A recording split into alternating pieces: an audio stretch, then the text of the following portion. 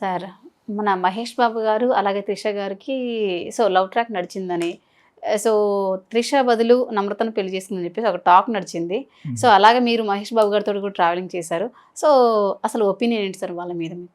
Mahesh Babu ఫాదర్తో travel చేశాను నేను. మహేష్ బాబుతో మహేష్ బాబు పుట్టాడు అప్పటికి. నేను మహేష్ బాబుతో సినిమా తీయలేదు అనుకున్నామో, నేను తీయలేదు. చిన్నప్పుడు నేను తెలుసు నాకు అంతే. ఎందుకంటే కృష్ణ గారు మా బంధువులు థియేటర్లో ఓపెన్ చేయడానికి వచ్చారు నేను చిన్నగా ఉన్నప్పుడు రాజమండ్రి కడియంను.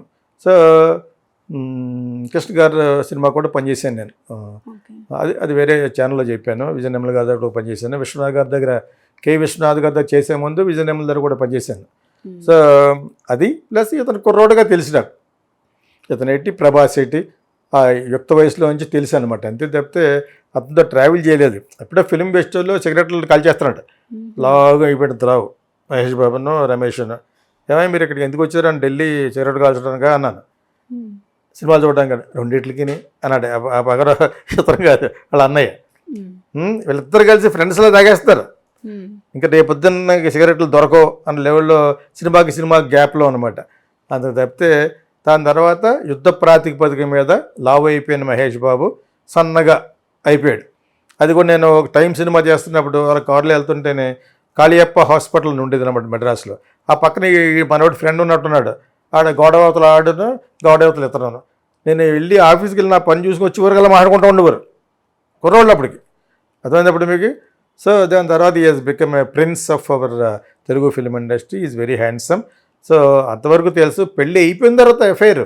త్రిషతో ముందు ఎఫైర్ కాదు. త్రిష అన్ని సినిమాల్లో యాక్ట్ చేస్తుంది. అమ్మాయి సరదాగా ఉండే టైపు, అట్రాక్టివ్, వెరీ అట్రాక్టివ్. అని చేత మొన్న నేను నాకు ఎవరో చెప్పాను మహేష్ బాబుని చాలా చక్కగా చూసుకునే అమ్మాయి ఎవరో నమ్రత శిరోక్టర్ కదా. యాక్ట్రెస్గా చిరంజీవితో చేసింది.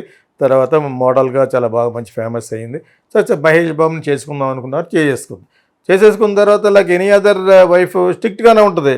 మహేష్ బాబుని వదలకుండా అయస్కాంతంలాగా తిరుగుతూ ఉంటుందా నమ్రత. ఇంకొక ఇద్దరు అయస్కాంతాలు ఎవరో బ్యూటిఫుల్ సితారా అండ్ ఆ అబ్బాయి పాపం చాలా బాగుంటాడు. సో వీళ్ళు ఎక్కడికి వెళ్ళినా వీళ్ళ నలుగురు ఉంటారా. సో అదే చూస్తాం. It's very happy ideal beautiful couple. They are very beautiful people.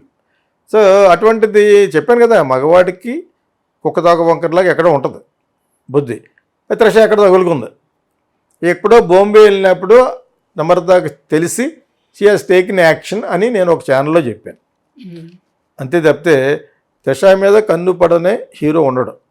ఎందుకంటే తను చాలా ఒకటి అట్రాక్టివ్. ఒక్కొక్కరికి అలాగ ఉంటుంది. ఒక్కొక్కరు రాసి ఏంటంటే దే ఆర్ వెరీ అట్రాక్టివ్. సెట్లో కానీ మాట్లాడడం కానీ బై ఆల్ మీన్స్ కదా. సో ఆ విధంగా అట్రాక్ట్ అయ్యేది తప్పితే దాన్ని మెచ్యూర్డ్ ఇన్ఫాచ్యుయేషన్, ఆకర్షణ. ఆ విధంగా విజయ్, ఒకప్పుడు విక్రమ్, ఈ అమ్మాయి అందరితో యాక్ట్ చేసిన సినిమాలు కూడా చాలా బాగుంటాయి. సాంగ్స్ బ్యూటిఫుల్గా ఉంటుంది. తన she's a very beautiful girl. So beginning Simran సినిమాలో నలుగురు ఫ్రెండ్లో యాక్ట్ చేసింది. తమిళ సినిమాలో ప్రియదర్శన్ డైరెక్షన్లో. తర్వాత నేను ఒకసారి అనుకున్నాను. దాని తర్వాత సిమ్రాన్ పెట్టాం ఒక సినిమాలో, తమిళ సినిమా టైం అని. So what ever it is, ఆ అమ్మాయి పొరపాటు ఏమీ లేదు. ఆ అమ్మాయిని అట్రాక్ట్ అయ్యే వాళ్ళ యొక్క పొరపాటు కూడా ఉండదు. ఇక్కడ నమ్రత యొక్క రోల్ ఏమి లేదు. ఇప్పుడు నమ్రత రోల్ ఎప్పుడు ఫెయిల్ అయింది అనుకుంటాం. తను కూడా సినిమాలో యాక్ట్ చేస్తుంటేనే తను వద్దనుకుని షీ సాక్రిఫైస్డ్.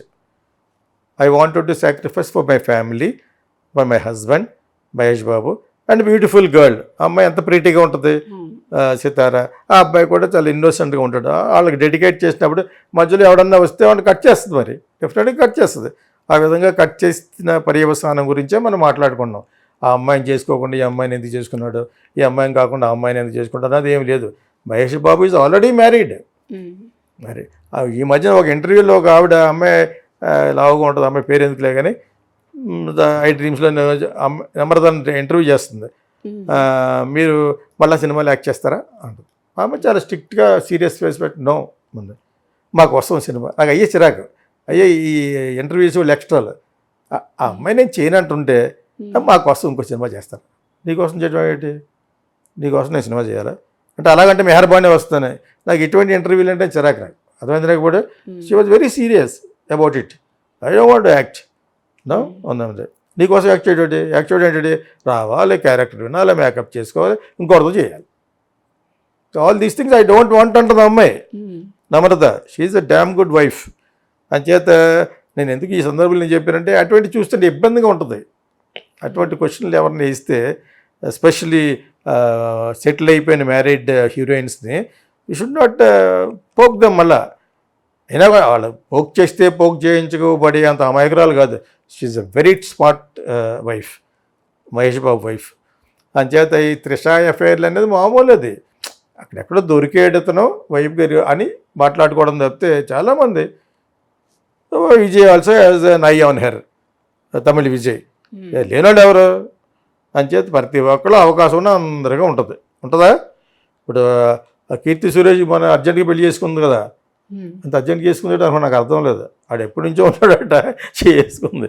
మరి అందుకుముందు ఏమో ఆడుకున్నాం మనం, స్టేజ్ మీద కూర్చుని తను చెయ్యేలా పెట్టుకున్నాడు ఎవరో చిరంజీవి కూర్చున్నాడా. అప్పుడు నువ్వు యాంకర్గా చేస్తున్నావా చేయట్లేదా, అదేందా అవి కూడా చేసాం. ఆ సినిమాలో ఇంతగా అమ్మాయి అతను సిస్టర్గా చేసిందట. ఇన్ఫెస్చుయేషన్ అలాగ అనిపిస్తుంది మగవాడికి ఒక అమ్మాయిని చూసేటప్పటికి. అంటే తప్పు కదా అది, ఇట్స్ రొమాంటిక్ అంతే, దట్స్ ఆల్. కానీ ఆ స్టేజ్ మీద అలా చేయడం కరెక్ట్ కదని అప్పుడు కొంతకాలం ఆడుకున్నారు.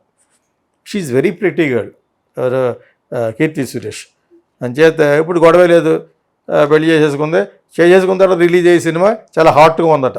ఇది చాలా హాట్ గురువులాగా రాబోతుంది అదేదో సినిమా. ఇప్పుడు తను చేయబోయే మరి హిందీ మూవీ ఏంటో కానీ షీ యాక్టెడ్ వెరీ ఇదిగా క్లోజ్గా చేస్తుందట.